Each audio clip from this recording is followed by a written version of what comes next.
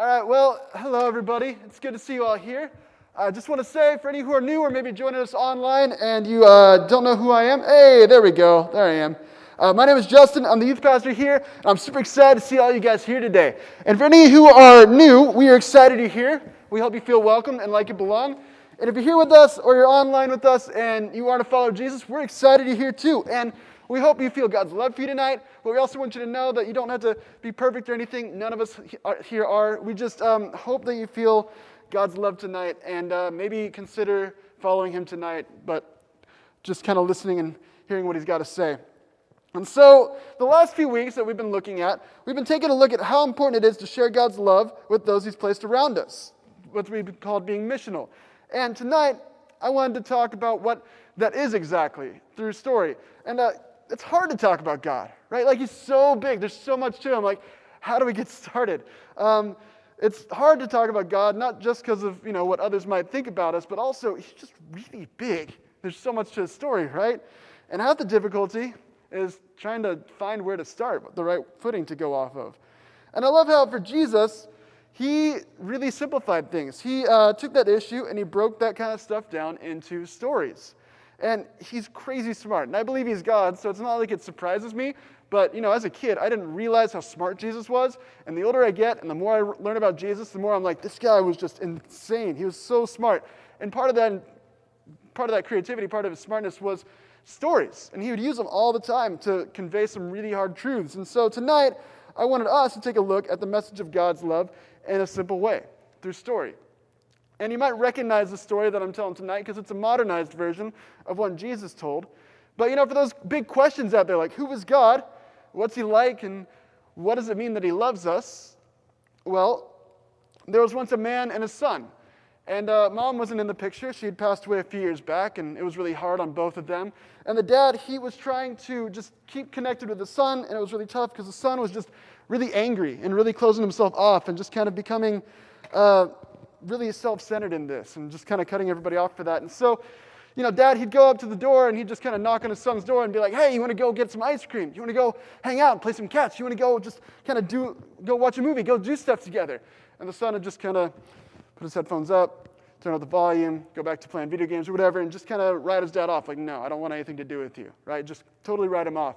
And one day, as the son's just kind of sitting in his room alone, he's like, you know what? I'm tired of living here. I don't want to be here anymore. And my dad, he's got a good business. He's really rich. I can just take my inheritance and I can leave. And, it's fine. I don't care. And so he goes up to his dad one day and says, hey, Dad, you know what? Living here, it's not working out anymore. I'm done. I'm done with this place. I'm done with you. And I just want to get out of here. And I'm just going to leave. And so I'd like my inheritance because you're kind of dead to me anyway, so I just want to go. And the dad, he's heartbroken about this because he loves his son deeply, right? And he thinks about this, and he's like, well, my son's going to leave either way that I decide, and I don't want him to just be on the streets. That's a scary place to be, so, okay. And so he gives his son the inheritance, and the son goes off and does his thing. Now the son, he's got a ton of money right now, right? Like, Dad's really well off, and that was a lot of money. So the son's just living it up. He's having a great time. Anything he wants to do, he's doing it. Nothing's off limits to him. He's, doing whatever feels good. So he's living a lifestyle full of drugs. He's sleeping with whoever he wants to. He's living at large. He's doing whatever he wants to, and he's just spending money left and right. And a few years later, he looks at his wallet, he looks at his account, and it's empty. He's got no more money left. And then a week later, a big recession hits, and he loses his job. And so suddenly, he was living large. He was having all these friends. He was going to all these parties and all these big things, right? And suddenly, they're all gone because they weren't real friends. They just left because they just were there because he had money. And so they're gone now that he doesn't. And so he's just kind of lost and destitute. And he ends up begging on the street because he's got nothing else. And so he's just sitting out there just begging for food, begging for someone to help him out. And he's scared. It's the streets, right? It's not a good place to be. And so every day he's getting attacked, he's getting robbed because he's on the streets and he's all alone.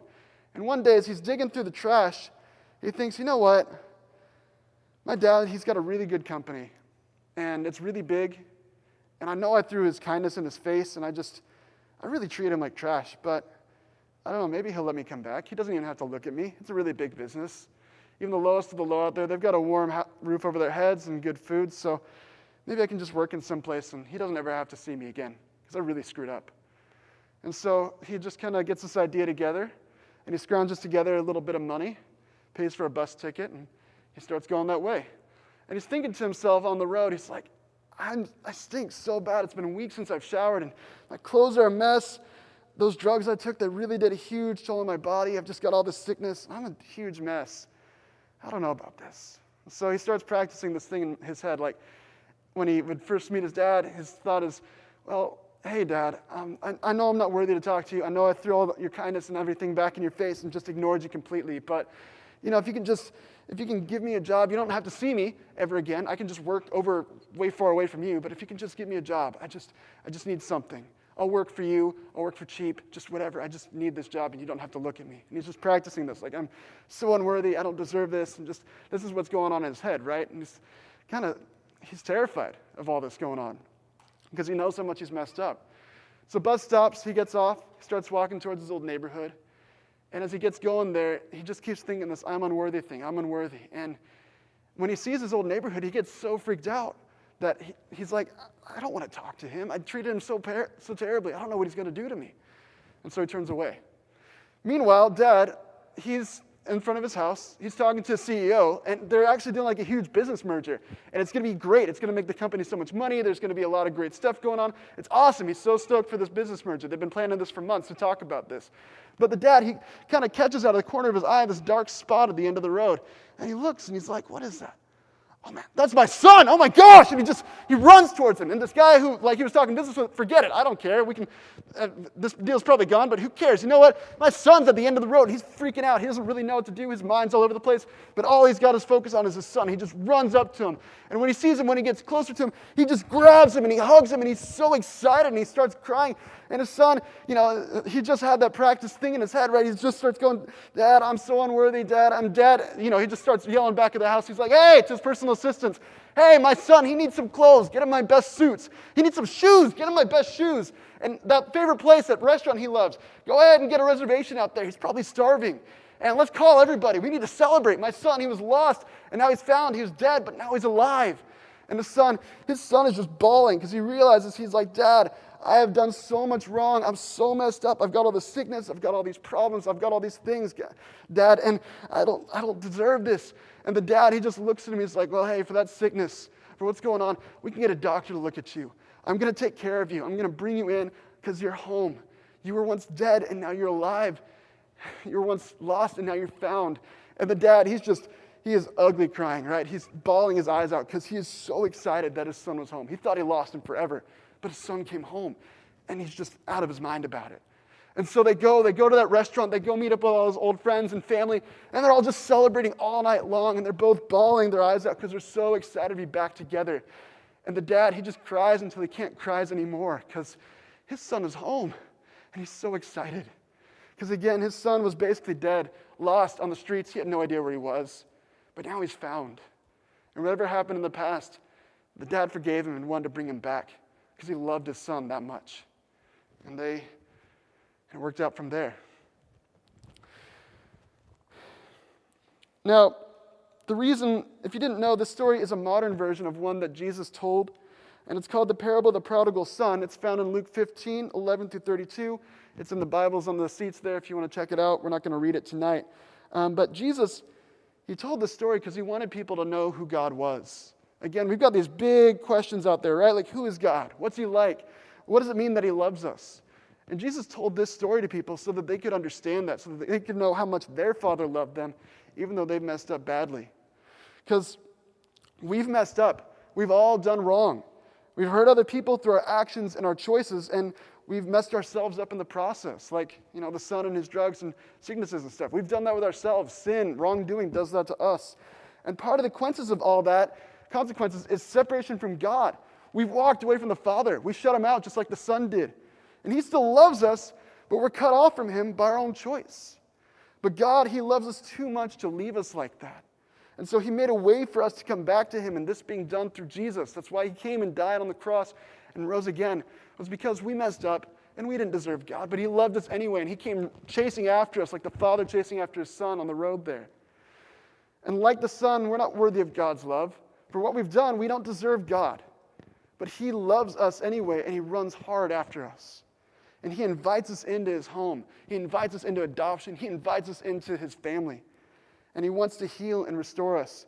He wants to bring us back into the right relationship with him. And this is the message of God's love. It's not the only way to express it, but I think it's a good way, through story. Because it's also not an argument or anything like that. It's just a story. It's telling people who God is through this image that people can all connect to. And the thing about this story is it's God's story, right? It's his story of his pursuit of us. We who were lost, we who were spiritually dead in our wrongdoing, our sin, God still loves us and pursues us, wanting to bring us back into his loving, good, and perfect arms. And like with the son in the story, God invites us into relationship, but the choice is ours. He doesn't force himself on us. And so the question then is, will we leave our old ways behind and go home with God, or will we keep doing whatever we want and turn away from him? And if God is tugging at your heart, whether you want to commit for the first time tonight or recommit your life to God, raise your hand in a moment. We'll have a leader walk you through what that means. So let's go ahead real quick. Let's bow our heads. Let's close our eyes. This will be a private time for those around you. And I want to remind you guys here, we all start separated from God due to the wrongs we've done. We shut the door in God's face. That was our choice. That was what we've done. But God, he wants to welcome us back. He's like that father in the story. He wants to chase after us and bring us back home. And so will we give our lives to Jesus, to the good, loving, and perfect God, perfect Father? And maybe we have before, but we might understand things more deeply, and we see our life, it isn't where it should be. It's not lining up with Jesus. And so Jesus, he invites us to recommit. It's an awesome thing. It's something I've done myself. But will we? And so I want to say, if you want to give your life to Jesus tonight for the first time or recommit your life to Jesus, raise your hand right now. We'll have a leader walk you through what that means. Just right now, if God's tugging at your heart. All right. And for the rest of us here, the reason I talk about this is, again, sometimes it's hard to know how to tell people about God. But we've got stories. We've got our stories. We've got these stories like the prodigal son. We've got all these stories, right, to just tell people who God is. We've got all these big questions, but Jesus gave us kind of the solutions for that. And sharing the story of God's love with others is hard, but it's needed. We all start out lost, and we all need to return home. And this is God's message of love in a simple form. We've messed up, and we need God, and he's just waiting for us to turn to him so he can embrace us again and bring us close. And so as you go out and learn to live missionally, let this truth, this love that God has for you, guide you in how your conversations go. Love you all. Let's go ahead and pray, and then we'll move to a closing time response. So God, thank you for your love for us. Thank you how you chased after us. Thank you how no matter what we've done to mess up, God, you still love us. We are never fully cut off from you because you made a way to us. We couldn't build our way back to you, but you took care of that, God, because you love us. And Lord, help us to just give our lives fully to you because you're good. Lord, everything else is just, it's all decaying. It's all temporary. It's all going away. It's all melting away. But God, you are forever. Help us to hold to you. Help us to, Lord, just follow you. And just respond to your love by loving you back, giving our whole hearts to you. God, thank you for all your goodness and your mercy and your grace, God, giving us what we don't deserve. And Lord, help us as we, again, are beginning to celebrate that with Easter coming up. And help us to share that with those around us, God, because people need to know that love that you have for them. Thank you for your love for us, God. Pray this in your name. Amen.